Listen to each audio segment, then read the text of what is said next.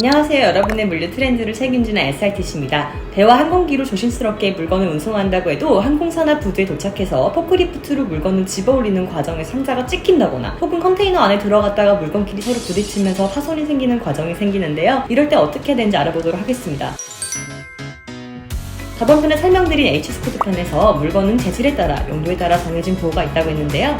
이에 따라 보험사는 HS코드별 책정된 보험비를 청구합니다. 철로 만든 제품보다 유리로 만든 제품이 파손의 위험이 더 크기 때문에 더 비싼 보험비가 청구됩니다. 그래도 안 듣는 것보다 듣는 것이 훨씬 안전하니 우선 해상이든 항공이든 항상 적하보험을 가입하시길 권유드립니다. 물류사들은 별도로 지시 없이 적하보험을 가입하지 않기 때문에 꼭 적하보험을 가입하셔야 된다고 사전에 미리 말씀을 주셔야 나중에 문제가 생길 시 분쟁 소지가 없습니다. 요즘은 거의 모든 물류업체들이 보험회사와 거래를 하고 있기 때문에 경쟁력 있는 가격으로 보험 가입을 진행할 수 있습니다. 보험 가입을 하고 물건 데미지 났을 경우 먼저 파손된 물건의 사진과 서류들을 물류회사가 고객을 대신해 부보하는데요. 보험사는 서류와 데미지 심사 후 적정 금액 혹은 물건의 전액 변상을 도와드립니다. 만약 깜빡하고 보험 접수를 하지 않았다면 어떻게 처리하고 수습해야 되는지가 사실상 관건입니다. 미리 결론을 말씀드리면 항공사 또는 선사에게 정식적으로 클레임을 건 절차와 서류 심사를 통해 최종 통보를 받게 되는데 이 인정되는 경우가 극히 드뭅니다. 그러니 다시 한번 강조해서 말씀을 드리자면 화물의 보험 가입은 필수라고 보시면 되겠습니다. 물건이 한국에서 해외로 나갈 때 항공사 창고에서 물건 감사를 한 후 비행기에 실리는데요. 이때 만약 물건의 데미지가 항공사 측에서 확인됐다면 데미지로 인해 물건이 보류되고 있다 이렇게 통지가 날라옵니다. 이때 물건의 데미지를 다시 재패킹하거나 물건의 데미지를 확인하였고 이로 인해 데미지가 있으니 추가적인 데미지가 더 발생해도 책임 묻지 않겠다는 사연서 제출하고 진행합니다. 간혹 데미지가 심각하거나 패킹이 전혀 돼 있지 않은 경우 항공사에서 물건을 아예 받지 않는 경우도 있으니 내 물건 내가 데미지 났다는데 니들이 뭔데 물건을 보류해? 이게 아닌 침착하게 데미지를 확인 후 재패킹이 필요한지 혹은 보수 작업 필요한지 체크를 하셔야 됩니다. 이 메일은 저희 수입 진행권 메일 캡처본입니다. 수출은 아예 데미지가 났을 경우 항공사에서 실어주지 않아 문제가 되지 않지만 이 수출할 때는 멀쩡했던 물건이 들어왔을 때 파손되는 경우도 있습니다. 이럴 경우 항공사로부터 어떠한 데미지로 인해 화물이 보류되고 있는지 오는데요. 해당 건은 스키드가 풀려서 화물이 반입을 하지 못하고 보류되고 있다고 하는 내용입니다. 물건을 수입할 때 상태가 정상이고 라벨도 정상적으로 다 붙여져 있다면 반입신고라고 수입 통과하는 물건을 받게 됩니다.